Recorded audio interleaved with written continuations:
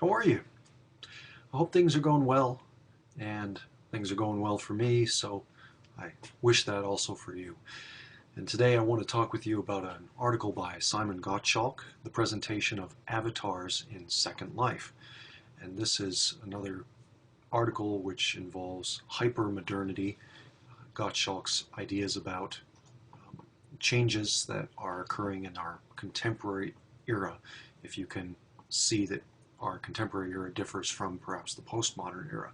Again, we've talked about that. Is it really happening? Is it something that people think is happening, but we won't know for sure until later to know that those are the real characteristics of this era?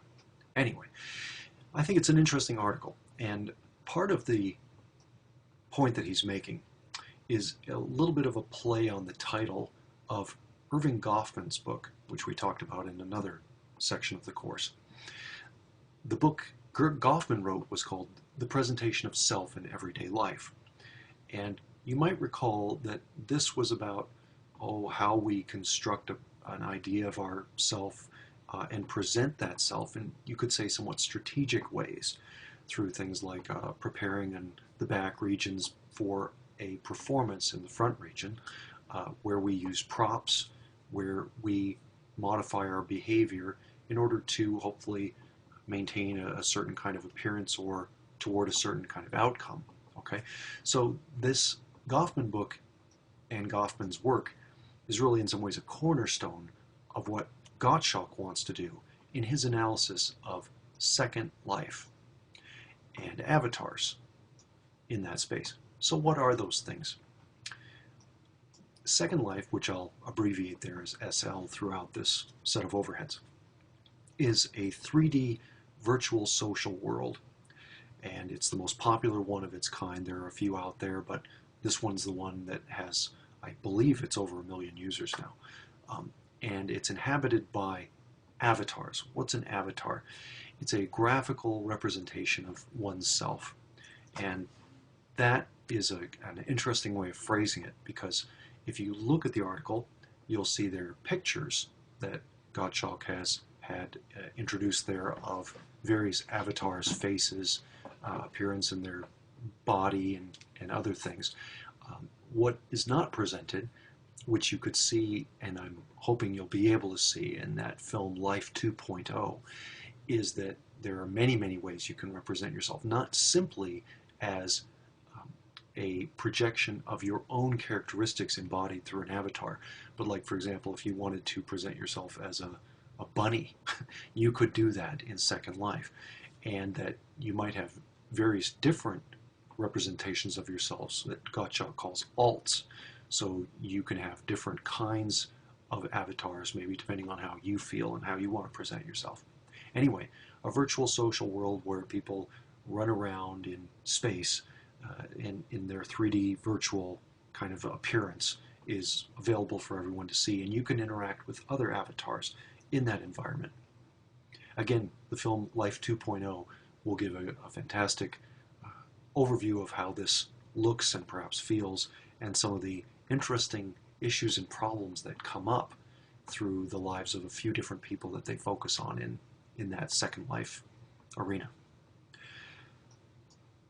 Gottschalk also is keen to point out that this isn't just a space for what one person he encountered said, oh, it's just for sex or just for weird relationships. He says it's increasingly involved with, or should say that universities use it, business professionals and businesses themselves have a presence in Second Life. It's not just for entertainment or curiosity. It has also seriousness and some serious implications for people. Actually, before I go into this one that I just marked, let me say that there is a section I'm not going to have on this overhead about hypermodernity, turbo consumption, hyper-individualism. And that's the same kind of material I reviewed in another voice thread, the work of Lipovetsky, Aware, some other people who have theorized, again, this sort of new moment in history that perhaps has certain kinds of characteristics, hyper-individualism through iPods, iPhones, the idea of an excessive, maybe narcissism, but also to endless pleasure, searching out feelings, trying to see if you can become the best of what you possibly think you are. And some of that stuff is reflected again in the previous Gottschalk article and in a Mike Featherstone article that I'm going to upload here for you. You'll have to read for the course itself. Anyway, after reviewing that, Gottschalk goes through this concept of the idea of sign vehicles. And sign vehicles are like the signs that we use in order to present ourselves. So, for example, sign vehicles can be a whole lot of things. You know, how you dress, perhaps maybe your face, your hair, your facial expressions, things you can manipulate that give people ideas about who you are, your identity. Okay, so what happens is, Gottschalk points this out, that in real life, and what Goffman says, is that, you know, we have somewhat limited control over these things. You can't pick your sex, really. You can't pick your race. You can't pick your age. So some of the sign vehicles that people use to make sense of us are not of our choosing. He points out that in SL, you have far greater control over how your avatar appears to other people than you do in your real life embodiment of yourself, right? And that means that you have opportunities to enhance and or manipulate your avatar. There are social norms, of course, that we have, which say that things like beauty is good, right? That there are certain body types, for example, which may be more preferable to a larger number of people, hair colors, various things like this, so that social norms might mean that you don't want your avatar to look exactly like you, but maybe with some other kinds of improvements. For example, avatars can be, as the quote in his article, page 511 says, they can be more attractive, more athletic, better endowed. So there is perhaps some kind of social pressure, if you will, for people to not only put their best foot forward, but you could argue to manipulate sign vehicles toward giving people what you could say is a false impression, if those people are thinking to themselves, the avatar ought to be reflective of the real person behind that avatar.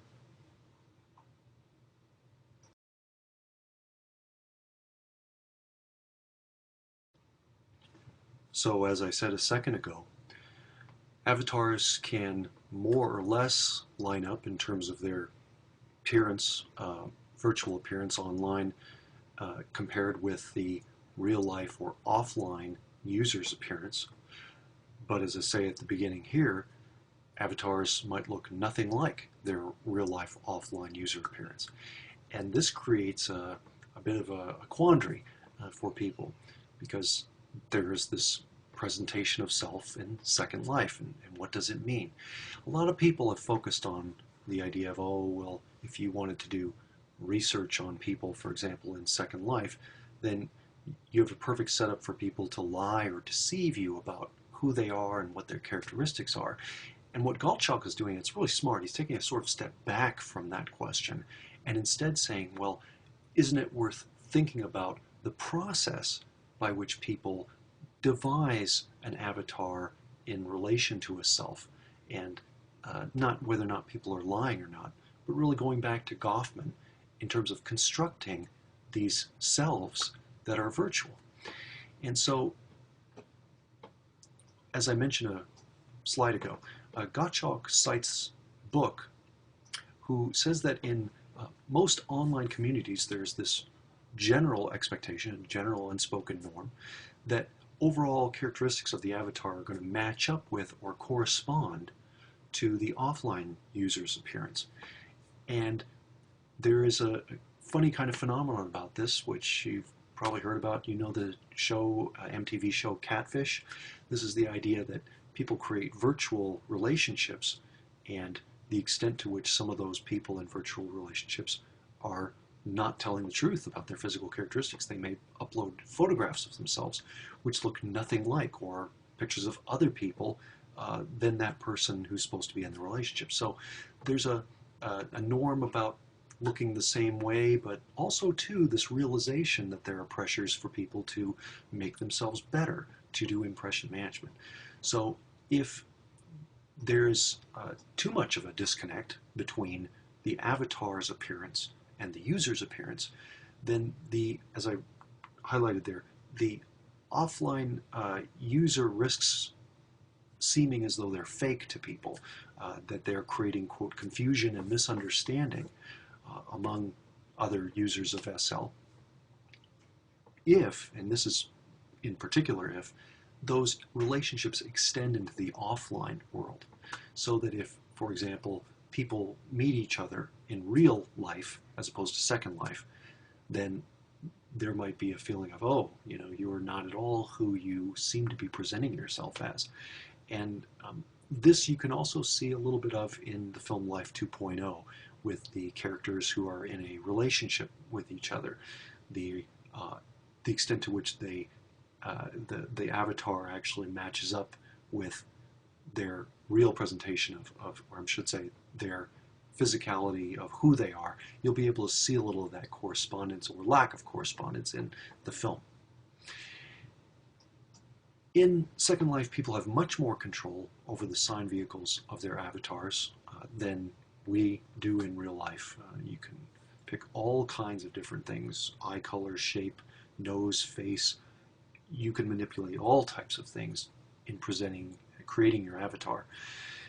And those things, as you saw with our discussion of Goffman, those involve impression management, managing the signs you give off to people. And this is, again, a fascinating wrinkle that you can start to do interesting theoretical work on, because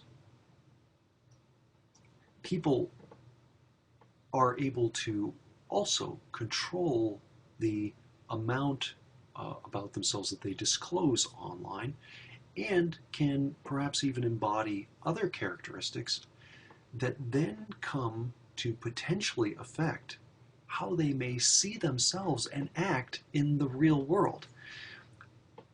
See if this makes sense to you. If, for example, you decide, I'm going to try to be more extroverted in Second Life, then maybe you are in real life as a physical being. You try out those scripts. It gives you a chance to, as I say here, play with your identity or presentation of self or personality, and that gives you a chance to try out things that you may never really be fully comfortable doing in real life. And that practice, or that staging area, then may allow you to reconsider how you present yourself in your actual everyday offline existence. So this is, again, another fascinating element of the Second Life, the creation of a representation, a virtual representation of the self, and how that plays out in terms of an interconnecting between the virtual self and the offline self. And that's another point he makes in the article, is that too much research has been focused on, oh, you have this clear virtual self, clear offline self. He's saying, how do they interplay? How do they come to affect each other? So this is, again, I think, a really worthwhile theoretical contribution he's making. And as I just articulated, Second Life then allows people to try something new, a different staging area for a virtual self, a second self, and that the elements of the offline user's self might then emerge in a different kind of way through the freedom and anonymity of a virtual life. You see that in particular with the character in the film Life 2.0, who embodies an 11-year-old avatar, and then by the end of the film comes to have some deep realizations of himself through that embodiment.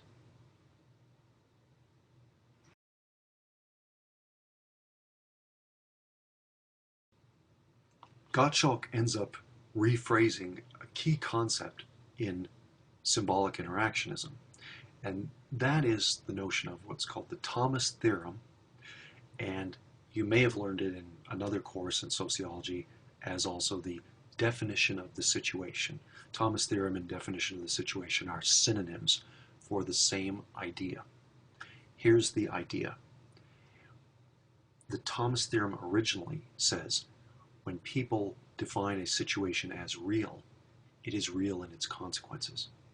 So, as an example, let's say you are going to take a test and you say to yourself, oh my God, I'm going to bomb this test.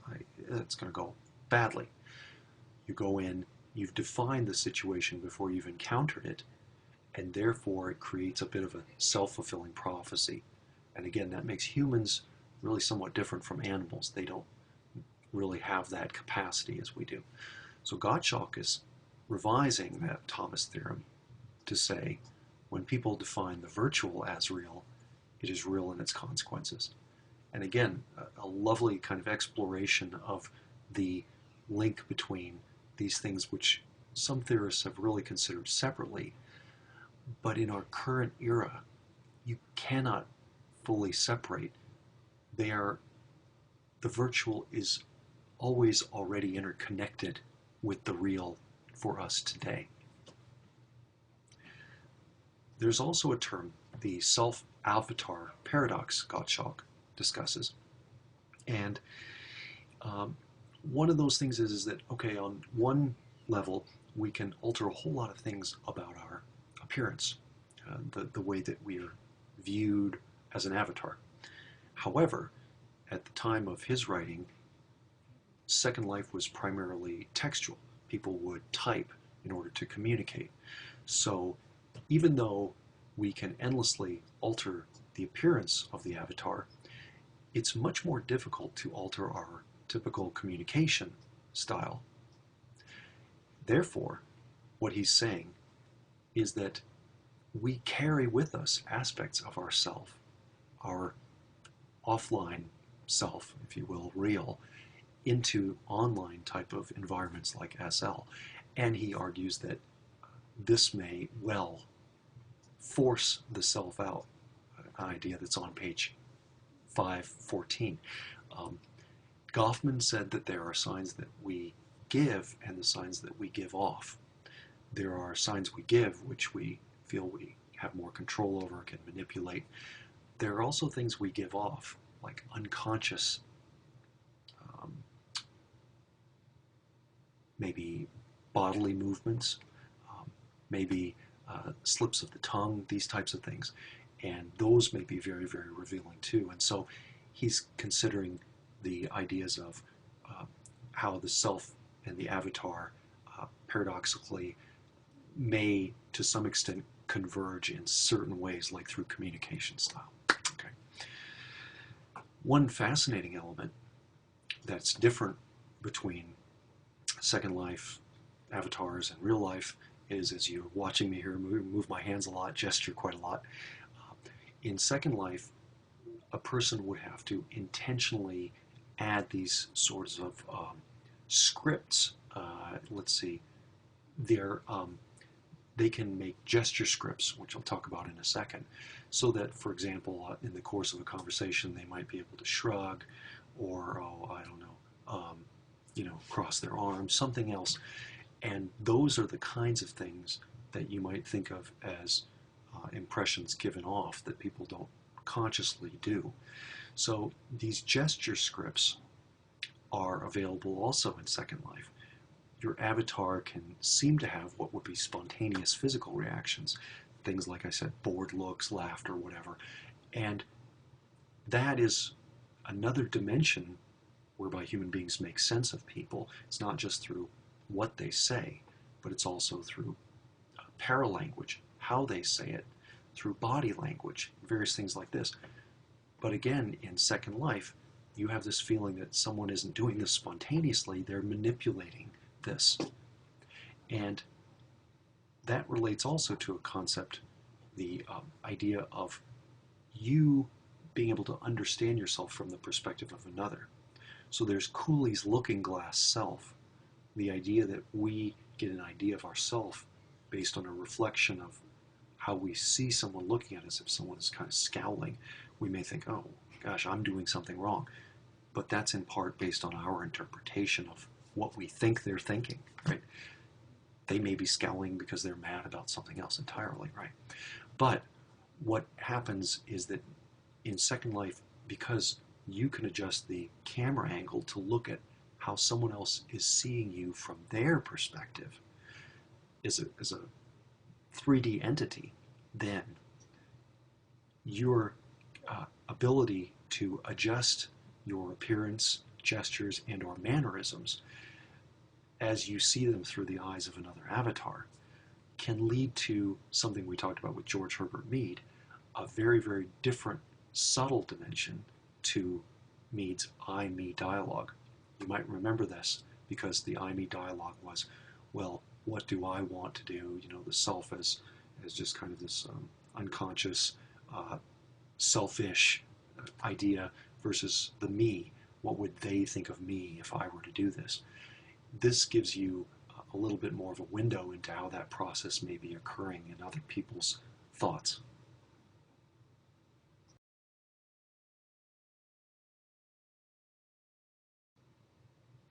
In the final parts of the article, Gottschalk notes things like the pedagogical and research opportunities in SL, especially for social scientists.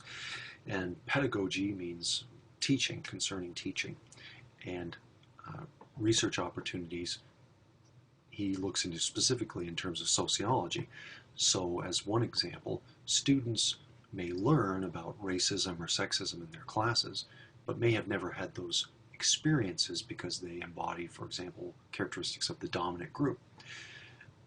Second Life allows you maybe to create a second kind of avatar that you can then present in certain situations and take notes on how people seem to react.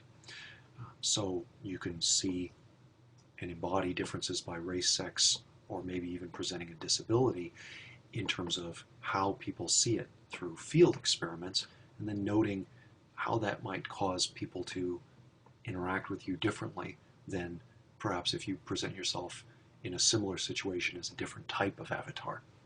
So how do those types of things seem to affect virtual social interaction? Also, avatars can meet together in virtual classrooms, and some universities do this. Instead of having a course like this, an online course, you might have to meet at some point in a virtual classroom and have your avatar meet with the professor and be able to see how other students react in a kind of an online communal way. That might be useful for, again, experiments and seeing how perhaps you could use a visual sort of a 3D situation to reveal things about social life. One example too, we talked about Garfinkel and ethnomethodology and the breaching experiments. Perhaps that could be also similarly conducted in research settings in SL. Also, SL can involve things like you could, as a researcher, do ethnographic methods where you do interviews with people, you do a content analysis of space, texts, you can do participant observation and how people interact with each other, or I should say avatars interact with each other. Also too, longitudinal research over time is possible. So if you do interviews with an avatar at one point, a person avatar, then you can perhaps conduct those over a length of time and see how things might change for that person. Again, another rich source potentially of data. One thing that he notes that is useful to consider too is that in SL, relationships might become hyper-personal or quickly very personal and intimate, because if an individual gets a very small prompt from someone else, they seem in many instances to be much more likely or willing to reveal personal information about themselves than they would in a real-life encounter.